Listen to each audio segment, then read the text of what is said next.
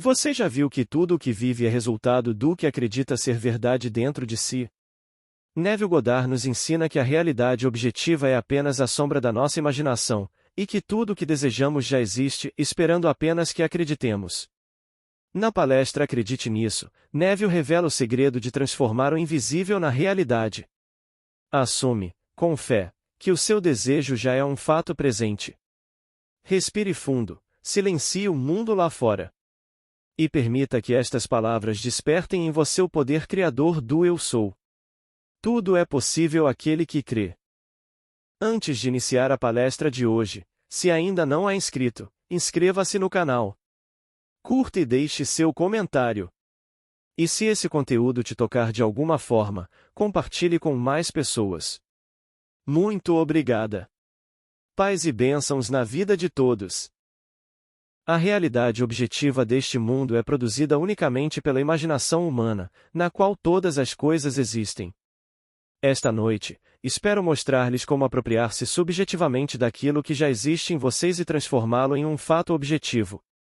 Sua vida nada mais é do que a manifestação de sua atividade imaginativa, pois sua imaginação se realiza naquilo em que sua vida se transforma. No último ano em que Robert Frost esteve conosco, ele foi entrevistado pela revista Life e disse: "Nossos pais fundadores não acreditavam no futuro, eles acreditavam que ele já existia. Isso é verdade. Tendo rompido com a Inglaterra, nossos pais fundadores poderiam ter estabelecido sua própria realeza aqui, nomeando um deles rei e, assim, perpetuando uma família real. Eles poderiam ter escolhido uma forma de ditadura, mas concordaram em imaginar uma forma de governo que não era experimentada desde os tempos dos gregos. A democracia é a forma de governo mais difícil do mundo, e ainda assim nossos pais fundadores concordaram em acreditar nela. Eles sabiam que ela se concretizaria, porque conheciam o poder da crença, o poder que espero demonstrar a vocês, esta noite. Dizer: vou ficar rico não fará com que isso aconteça. Você precisa acreditar na riqueza afirmando dentro de si: eu sou rico. Você precisa acreditar no presente, porque o poder ativo e criativo que você é Deus. Ele é a sua consciência, e somente Deus age e é.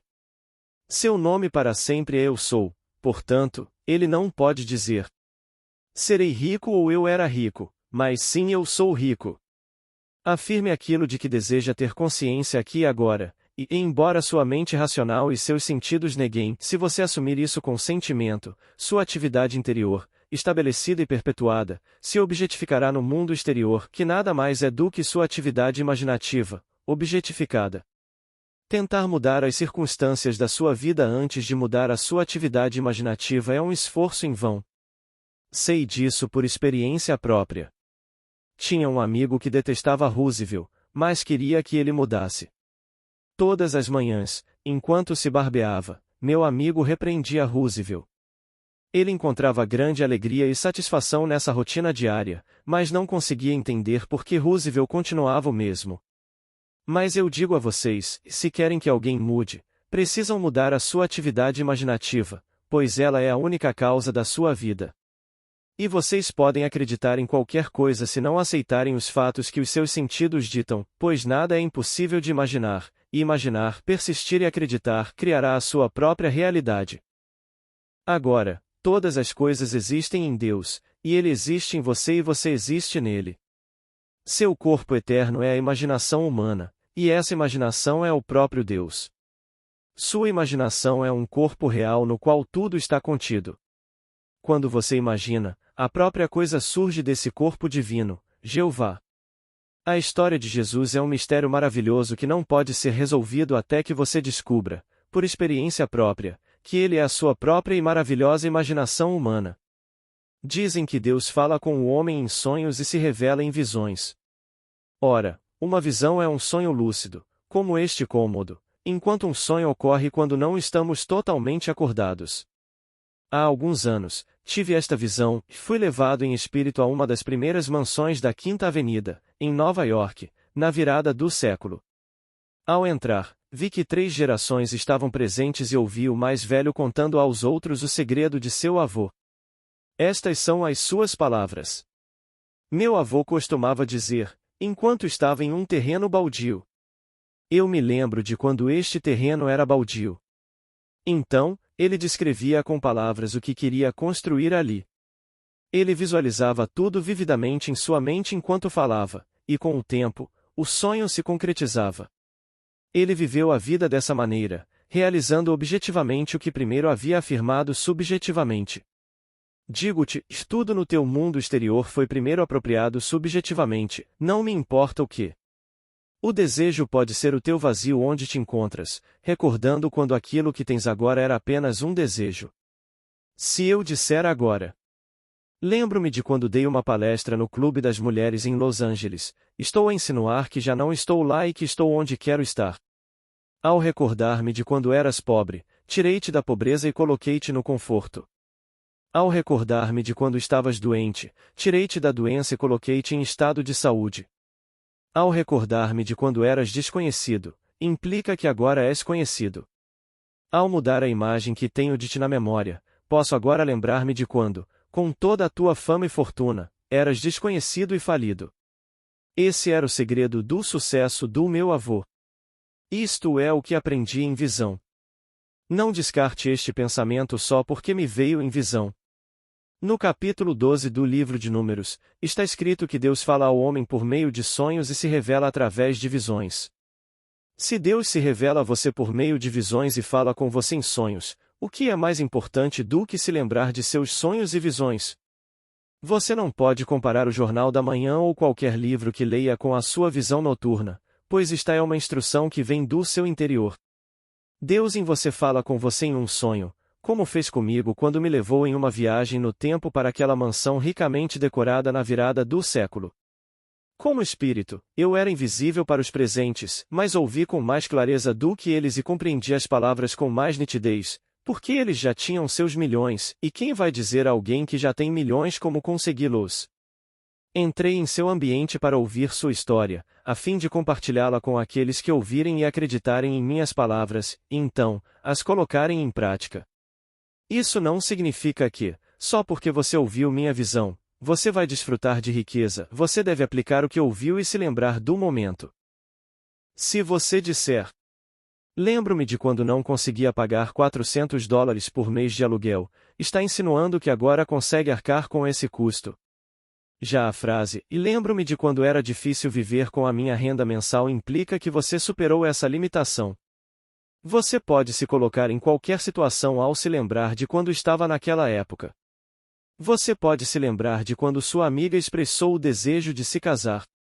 Ao se lembrar de quando ela era solteira, você se convence de que sua amiga não está mais naquela situação, pois você a transportou de um estado para outro. Quando digo que todas as coisas existem na imaginação humana, refiro-me a infinitos estados, pois tudo o que é possível para você experimentar agora existe em você como um estado do qual você é a força operante. Somente você pode dar vida a um estado. Você deve entrar em um estado e animá-lo para que ele se manifeste em seu mundo. Você pode então voltar a dormir e pensar que o fato objetivo é mais real do que o estado subjetivo no qual você entrou, mas permita-me dizer-lhe, todos os estados existem na imaginação. Quando um estado é vivenciado subjetivamente, ele se torna objetivo em seu mundo vegetativo, onde irá crescer, diminuir e desaparecer, mas sua forma eterna permanecerá para sempre e poderá ser reanimada e trazida de volta à existência através da semente do pensamento contemplativo. Portanto, digo-lhe, a coisa mais criativa em você é entrar em um estado e acreditar que ele existe. Agora, a causalidade é a junção de estados mentais, cuja ocorrência cria aquilo que a junção implica. Digamos que eu tenha dois amigos que se solidarizariam comigo, não simpatizariam, se ouvissem minhas boas notícias. Eu os imagino juntos e os escuto, tudo em minha imaginação, enquanto falam sobre mim e sobre o que aconteceu em minha vida. Sendo verdadeiros amigos, ouço suas palavras de alegria e vejo sua felicidade refletida em seus rostos. Então, permito-me tornar-me visível para eles e sinto seu aperto de mão e abraço ao aceitar seus parabéns como um fato. Agora, eu reuni um estado mental, cuja ocorrência criou aquilo que a junção implicava, portanto, eu sou a sua causa. Enquanto caminho, acreditando firmemente na realidade do que fiz, e esse ato imaginário se torna um fato, posso me questionar sobre como isso aconteceu. Então, lembrando-me do meu ato imaginário, eu diria: eu fiz isso. Se eu fiz isso, então Deus não fez. Sim, porque Deus e eu somos um eu sou. Você vai continuar acreditando que existe um outro além, ou vai acreditar na grande confissão de fé que eu lhe peço encarecidamente para aceitar? É o grande Shema. Ouve, ó Israel, o Senhor nosso Deus, o Senhor é um. Se o Senhor é um, ele não pode ser dois, portanto, se o seu nome é Eu Sou e você diz Eu Sou, você deve ser um com o Senhor que criou o mundo. Escute estas palavras. Pela fé entendemos que o mundo foi criado pela palavra de Deus, de modo que aquilo que se vê foi feito do que não se vê. Aqui vemos que a palavra de Deus é uma atividade imaginativa que, unida pela fé, criou o mundo. E a fé nada mais é do que a apropriação subjetiva de uma esperança objetiva. Ora, quando você discute seu desejo comigo, você não consegue ver meu ato imaginativo em relação a você. Se você me diz que precisa de um emprego e eu aceito esse pensamento, quando penso em você, lembro-me da sua necessidade. Mas se eu mudasse suas palavras e ouvisse você dizer que ama seu trabalho, eu poderia me lembrar de quando você precisou de um, pois agora minha memória contém o fato de que você tem um emprego de que gosta muito. E quando nos encontrarmos novamente, você me dirá que o tem, e isso será apenas a confirmação do meu ato imaginativo e criativo. Ora, se a imaginação funciona dessa maneira, e se prova repetidamente na prática, que diferença faz o que o mundo pensa? Não lhe custa nada tentar, e que transformação isso trará para a sua vida? Experimente, pois você comprovará seu poder na prática. Isso pode entrar em conflito com o que você acredita que Deus seja. Talvez você ainda queira que ele seja alguém externo, de modo que haja dois de vocês e não apenas um. Tudo bem se você quiser assim, mas eu lhe digo: Deus se fez você para que não houvesse dois Deus. Ele se fez você para que você se tornasse Deus. Se Deus se fez você, o nome dele deve estar em você, e está, pois se eu lhe fizer uma pergunta, primeiro você precisa estar ciente da pergunta para poder respondê-la, e a sua consciência é Deus. Você pode não ter consciência de quem você é, onde você está ou o que você é, mas você sabe que existe. Consciente do que seus sentidos e sua razão lhe ditam, você pode acreditar que é limitado, indesejado, ignorado e maltratado, e o seu mundo confirma essa crença em sua atividade imaginativa. E se você não sabe que sua consciência está causando esse maltratamento, você culpará todos, menos a si mesmo. Contudo, eu lhe digo que a única causa dos fenômenos da vida é uma atividade imaginativa. Não há outra causa. Se você acredita nos horrores do mundo conforme são apresentados nos jornais e na televisão, sua crença perpétua esses horrores. Acreditando nas notícias de escassez, você compra o que não precisa, aceitando cegamente a pressão para perpetuar uma atividade imaginária que o mantém amedrontado. Em toda a Bíblia, somos instruídos a não deixar nosso coração se perturbar, a não ter medo e a não temer. Se o medo pudesse ser eliminado, não haveria necessidade de psicólogos ou psiquiatras. De qualquer forma, é tudo um disparate. Diariamente, essa área da medicina muda seus conceitos e está sempre em conflito sobre qual é a atitude do homem perante a vida. Digo a todos, o vasto mundo agora reside em sua imaginação humana, e vocês podem realizar qualquer desejo simplesmente acreditando nele. Primeiro, você precisa saber o que deseja e, em seguida, criar uma imagem que o realize. Seus amigos saberiam e conversariam sobre isso? Imagine que eles estão com você agora, discutindo o seu desejo realizado. Você poderia estar em um coquetel ou jantar oferecido em sua homenagem. Ou talvez seja um pequeno encontro para um chá. Crie uma cena em sua mente e acredite que ela é real. Esse estado invisível produzirá o estado objetivo que você deseja, pois toda a realidade objetiva é produzida unicamente pela imaginação. As roupas que você está vestindo agora foram primeiro imaginadas. A cadeira em que você está sentado, a sala que o cerca, não há nada aqui que não tenha sido imaginado primeiro, portanto, você pode ver que imaginar cria a realidade. Se você não acredita nisso, está perdido em um mundo de confusão. Não existe ficção. O que é ficção hoje será fato amanhã. Um livro escrito como ficção hoje surge da imaginação de quem o escreveu e se tornará realidade no futuro. Se você tem boa memória ou um bom sistema de pesquisa, pode encontrar fatos de hoje. Nem todo fato é registrado, porque nem todo pensamento é escrito, contudo, toda pessoa imagina. Um homem, sentindo-se injustamente aprisionado e desejando vingança, perturbará o mundo, pois todas as coisas, por uma lei divina inerente à sua essência, se entrelaçam. Você não pode deter a força que emana de quem imagina, porque por trás da máscara que ele usa, você e ele são um só. Comece agora a tomar consciência dos seus pensamentos, pois, ao pensar, você imagina. Só então poderá trilhar o caminho verdadeiro rumo ao seu objetivo final. Se você perder de vista esse objetivo, no entanto, poderá ser influenciado por outras pessoas. Mas se mantiver a mente centrada na consciência de estar focado no seu destino, não poderá falhar. O fim da sua jornada é onde ela começa. Quando você me disser o que quer, não tente me dizer os meios necessários para consegui-lo, porque nem você nem eu os conhecemos. Apenas me diga o que você quer para que eu possa ouvir você dizer que já o tem. Se você tentar me dizer como seu desejo será realizado, primeiro preciso descartar esse pensamento antes de poder substituí-lo pelo que você quer ser. O homem insiste em falar sobre seus problemas. Ele parece gostar de contá-los e não consegue acreditar que tudo o que precisa fazer é declarar seu desejo claramente. Se você acredita que a imaginação cria a realidade, você nunca se permitirá se deter em seus problemas, pois perceberá que, ao fazê-lo, você os perpetua ainda mais. Então eu digo a vocês, e a coisa mais importante que vocês podem fazer é acreditar em algo até que ele se torne realidade, assim como fizeram nossos pais fundadores. Eles não tinham um exemplo contemporâneo de democracia. Ela existiu na Grécia séculos atrás, mas fracassou porque os gregos mudaram sua forma de pensar. Nós também podemos fazer isso. Não pensem nem por um segundo que precisamos continuar vivendo em uma democracia. Podemos estar sob uma ditadura em 24 horas, pois tudo é possível. Se vocês gostam de democracia, precisam estar constantemente vigilantes para manter seus conceitos vivos dentro de vocês.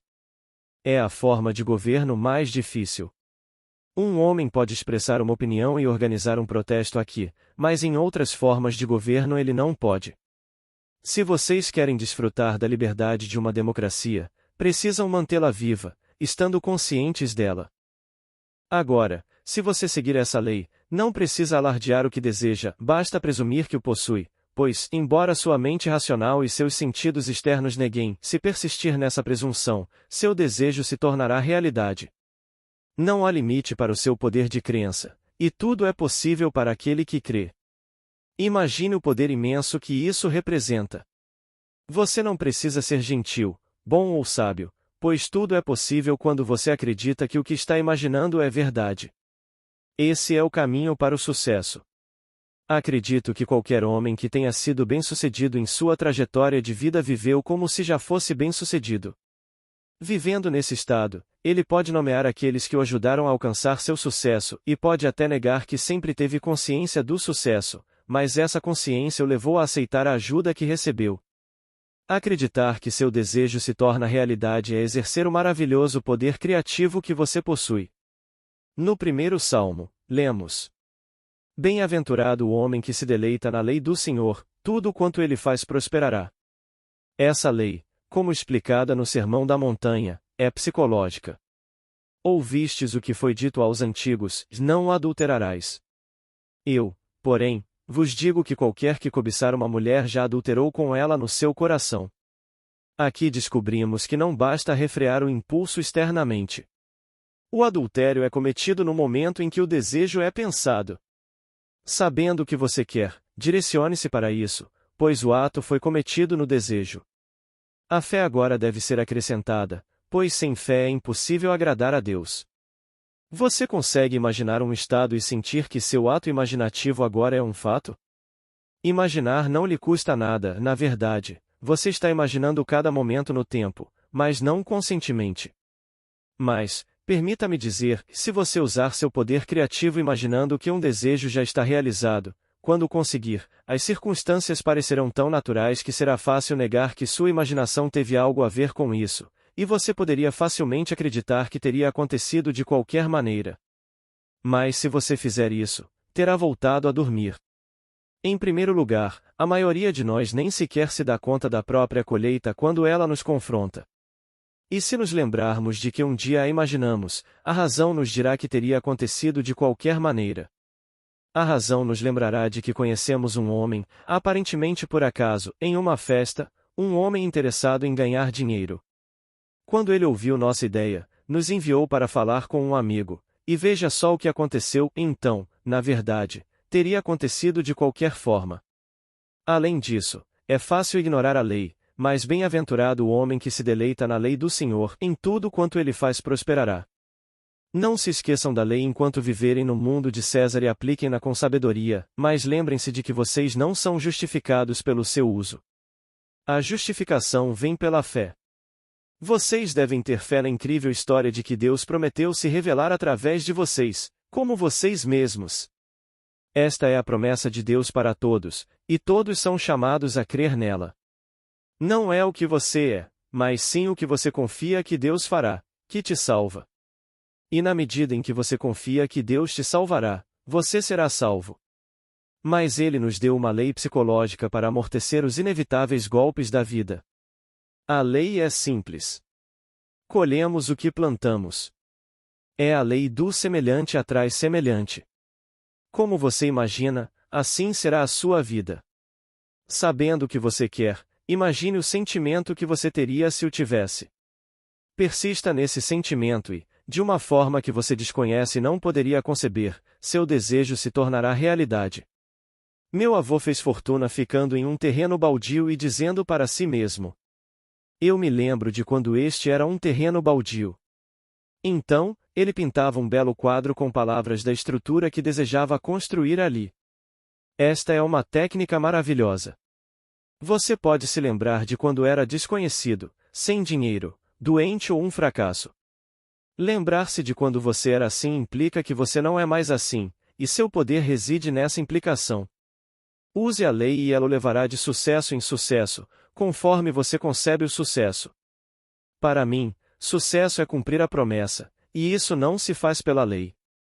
A promessa se cumpre pela fé. Você está se mantendo fiel à fé? Examine-se para ver se está. Eu lhe contei uma história eterna. Acredite nela, mas não a mude. A história é esta. Deus se fez você para que você pudesse se tornar Deus. Use a lei para amortecer os golpes enquanto Deus cumpre sua promessa e então, um dia, quando sua jornada terminar, você dirá: em tuas mãos entrego o meu espírito. Tu me remiste, ó Senhor, Deus fiel. Esse é o clamor na cruz. Entregue seu espírito ao seu ato imaginativo, relaxe e adormeça sabendo que sua redenção está assegurada. Então, quando você menos esperar, Deus lhe provará que ele o redimiu, despertando em você, como você. Então você nascerá, não do sangue, nem da vontade da carne, nem da vontade do homem, mas de Deus. Agora, vamos entrar no silêncio.